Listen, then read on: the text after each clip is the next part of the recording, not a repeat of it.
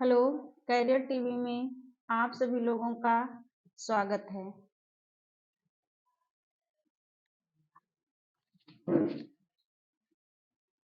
आज का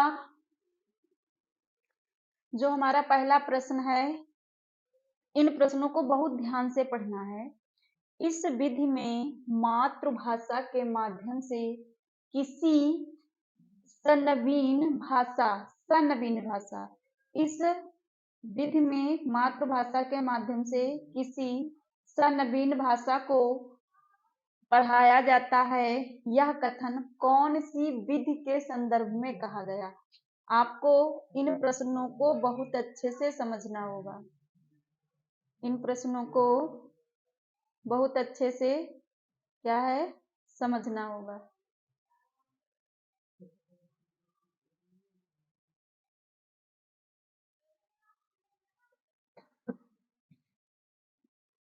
देखिए, कहा गया है कि इस विधि में मातृभाषा के माध्यम से किसी सनवीन यानी कि जो हमारी मातृभाषा चल रही है उसमें नवीनता या बदलाव भाषा को पढ़ाया जाए, बदल कर पढ़ाया जाए, तो यह कथन कौन सी विधि के संदर्भ में कहा जाएगा? क्या यह गठन विधि होगी, या प्रत्यक्ष विधि होगी, या वेष्ट विधि होगी, या परोक्ष विधि होगी?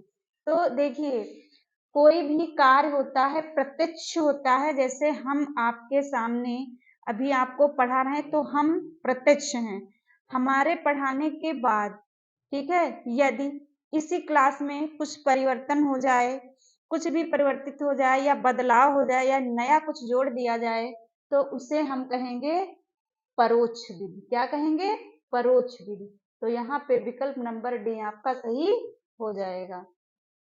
अगला देखिए, जिस प्रकार चित्रकार के लिए तूलिका और फलक वांछनीय है, ठीक उसी प्रकार अथवा उससे भी कुछ अधिक अध्यापक के लिए श्यामपट्ट तथा खड़िया के टुकड़े का महत्व है।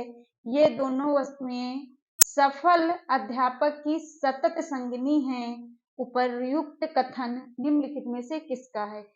ये जो आपका एक कथन कहा गया है, इस कथन को किसने कहा है? एक अध्यापक के लिए श्यामपट्ट होना जरूरी है, चाक होना जरूरी है, डस्टर होना जरूरी है और पुस्तक होना जरूरी है। तो और जिस प्रकार से चित्रकार के लिए तूलिका फलक वांछनीय है, तो इस परिभाषा को किसने कहा है? क्या पंडित सीताराम चतुर्वेदी ने कहा है, MP मफात ने कहा है, EV वेस्ले ने कहा है, या राय वर्ण ने कहा है? तो इसे किसने कहा है? पंडित सीताराम चतुर्वेदी ने। ये तो परिभाषा हमें याद ही करनी पड़ेगी। फिर से देखते हैं कि जिस प्रकार से चित्र के लिए तूलिका और फलक वांछनीय है, ठीक उसी प्रकार अथवा उससे भी कुछ अधिक अध्यापक के लिए श्यामपट्ट तथा खड़िया के टुकड़े का महत्व है। ये दोनों वस्तुएं सफल अध्यापक की सतत संगिनी है। यह कथन पंडित सीताराम चतुर्वेदी ने कहा है। अगला प्रश्न, कविता शिक्षण की प्रश्नोत्तर प्रणाली को और किस नाम से जाना जाता है?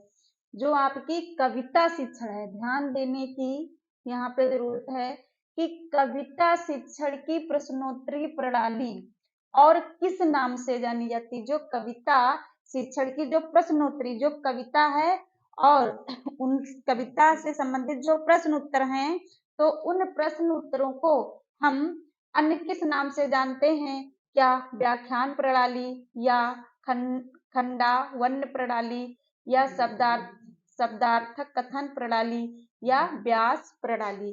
तो कविता शिक्षण की प्रश्नोत्तरी प्रणाली को हम अन्य खंडान्वयन प्रणाली के नाम से जानते हैं। हम अन्य खंडान्वयन प्रणाली के नाम से जानते हैं। अब आयात का विलोम क्या है? हम सभी लोग जानते हैं, जब कोई वस्तु दूसरे देश से अपने देश में मंगवाई जाती है तो उसे आयात कहते हैं, और जब अपने देश से दूसरे देश में भेजी जाती है तो उसे निर्यात कहते हैं। तो आयात का विलोम क्या हो जाएगा? निर्यात हो जाएगा। अगला देखें, पृथ्वी का पर्यायवाची साध्वी है, भूमि है, चंद्रा है या पार्थिव है। तो पृथ्वी का जो पर्यायवाची है वो भूमि है। अगला देखिए, ये हमारा पद्यांश दिया हुआ है, इनमें हमें प्रश्नों से फिर भरना है कि कहाँ पे क्या आएगा। तो आज अनेक भाषाओं में अनेक समाचार पत्र बाजार में उपलब्ध हैं। मनुष्य की विशेषता है। अब पहला ही हम पहले देख लेते हैं कि इस गद्यांश में संकेतित रिक्त स्थान एक के उपर्युक्त शब्द होगा। जो हमारा ये 1 नंबर यहाँ आपको दिख रहा है, यहाँ पे उपयुक्त शब्द क्या होगा। तो आज अनेक भाषाओं में अनेक समाचार पत्र बाजार में उपलब्ध हैं। मनुष्य की विशेषता है। देखिए, मनुष्य की क्या, आराम, स्वभावगत, नींद या व्यक्ति। तो यहाँ पे क्या हो जाएगा, मनुष्य की स्वभावगत विशेषता है। आज अनेक भाषाओं में अनेक समाचार पत्र बाजार में उपलब्ध हैं। मनुष्य की स्वभावगत विशेषता है। अब उसका होना, दूसरे प्रश्न में देखते हैं क्या होगा यहाँ पे उचित, कि उसका होना क्या है। 2 के लिए क्या हो जाएगा, उसका होना जिज्ञासु है, बिक्री है, संकेतन है या संपादन है। तो उसका होना क्या है, यहाँ पे हो जाएगा जिज्ञासु। उसका होना नंबर 2 की जगह पे क्या हो जाएगा, जिज्ञासु। क्या है, जिजासु। क्या हो जाएगा, जिज्ञासु नहीं, क्या, जिजासु। उसका होना जिजासु, जिजासु होना है। रात्रि में यह चैन की नींद सोकर प्रातः काल उठता है तो शीघ्र ही अपने आसपास के वातावरण के बारे में जानने का करता है। अब अगले प्रश्न में देखते हैं जानने का क्या करता है। देखिए, तीसरे में जानने का प्रयास करता है, अनुभव करता है, प्रतीक्षा करता है या खबर करता है। तो क्या हो जाएगा, जानने का वह क्या करता है, प्रयास। जानने का प्रयास करता है। फिर वह के साथ देश विदेश की खबरों को जानने के लिए वह समाचार का सहारा लेता है। तो अगले प्रश्न में देखते हैं 4 नंबर में क्या भरना है कि किसका सहारा लेता है। यहाँ पे देखिए, वाई के साथ देश विदेश की खबरों को जानने के लिए वह समाचार का सहारा लेता है। तो कपड़ों का सहारा, टुकड़ों का सहारा या वाई के साथ चुस्कियों के साथ। देखिए, कपड़ों के साथ, टुकड़ों के साथ, चुस्कियों के साथ या बर्तन के साथ। तो यहाँ पे क्या हो जाएगा कि चुस्कियों के साथ देश विदेश की खबरों को जानने के लिए वह समाचार का सहारा लेता है। अगला देखें, सीमा निम्नांकित प्रत्येक के लिए प्रश्न एक एक वाक्य दिया गया है तथा प्रत्येक वाक्य के नीचे 4-4 शब्द दिए गए हैं। वाक्य के काले भाग को शब्द शुद्ध व्यक्त करने वाले सही शब्द का चयन दिए गए विकल्पों में से करें। तो सीमा सुरक्षा बल के जवानों ने जवानी कार्रवाई करते हुए अनेक उग्रवादियों को मार गिराया। तो अनेक उग्रवादियों को मार गिराया, इसके लिए क्या हो जाएगा, आघात, प्रतिघात, प्रहार या आक्रमण। क्या किया, यहाँ पे किया प्रतिघात। सीमा सुरक्षा बल के जवानों ने जवाबी कार्रवाई करते हुए अनेक उग्रवादियों को मार गिराया यानी प्रतिघात पहुंचाया। अगला देखते हैं, परीक्षा में सफलता के लिए दृढ़ निश्चय करना आवश्यक है। क्या, कमर टूटना, कमर तोड़ना, कमर कसना या कमर सीधी करना। तो परीक्षा में सफलता के लिए दृढ़ निश्चय करना आवश्यक है, यानी कि हमें कमर कसना। क्या हो जाएगा, कमर कसना। सभी को समभाव से देखना महापुरुषों का स्वभाव होता है। समभाव, समभाव मतलब है समान भाव, एक दृष्टि से देखना, तो क्या हो जाएगा, एक आंख ना भाना, एक आंख से देखना, आंखें चार होना या आंखें बिछाना। तो एक आंख से देखना यानी समान भाव से देखना, आपका बी नंबर सही हो जाएगा। अगला देखो, मरने की इच्छा से कहीं अधिक प्रबल होती है जीने की इच्छा, जिसे क्या कहा जाता है, जिजीविषा। क्या कहा जाता है, जिजीविषा। मरने की इच्छा से कहीं प्रबल होती है जीने की इच्छा, और जीने की इच्छा को जिजीविषा कहा जाता है। निम्नलिखित में से कौन तद्भव शब्द है, तो इसमें से तद्भव शब्द कौन सा है, 14, अग्नि, वीर, भक्त। तो यहाँ पे जो 14 है ये शब्द क्या है, ये तीनों शब्द हमारे हैं तत्सम। कैसे हैं, ये तीनों शब्द हमारे क्या हैं, तत्सम। और 14 शब्द जो है आपका वो है तद्भव, यही पूछा जा रहा है प्रश्न में। निम्नलिखित में से देशज शब्द, वचन, व्याकरण, फुनगी या घुड़सवार। तो देशज शब्द जो है इसमें से क्या है, फुनगी। फुनगी जो है हमारा देशज शब्द है।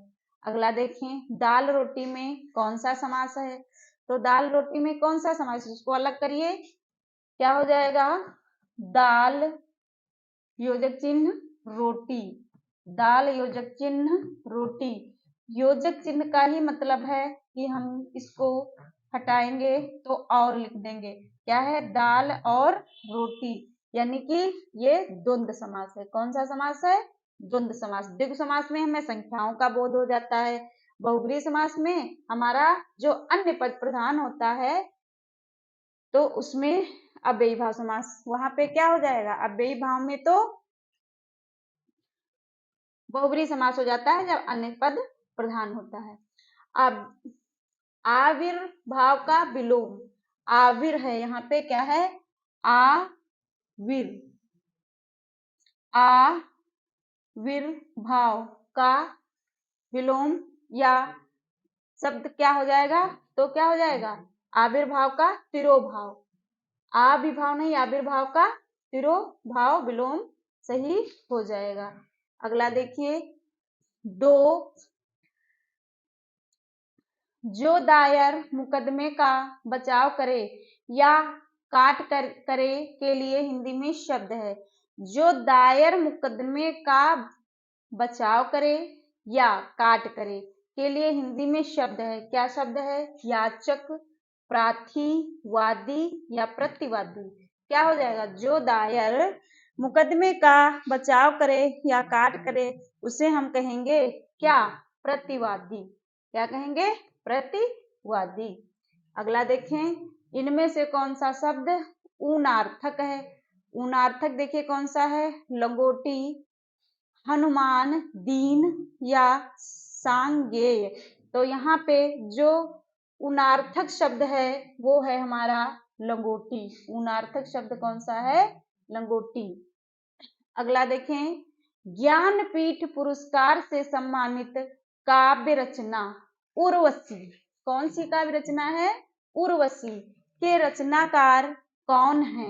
ये उर्वशी हमारी जो है वो काव्य रचना है, और इस रचना को ऐसे कवि ने लिखा है जिनको क्या मिला है, जो ज्ञानपीठ पुरस्कार से सम्मानित हैं, ज्ञानपीठ पुरस्कार से सम्मानित है। उर्वशी के लिए उन्हें ज्ञानपीठ पुरस्कार मिला।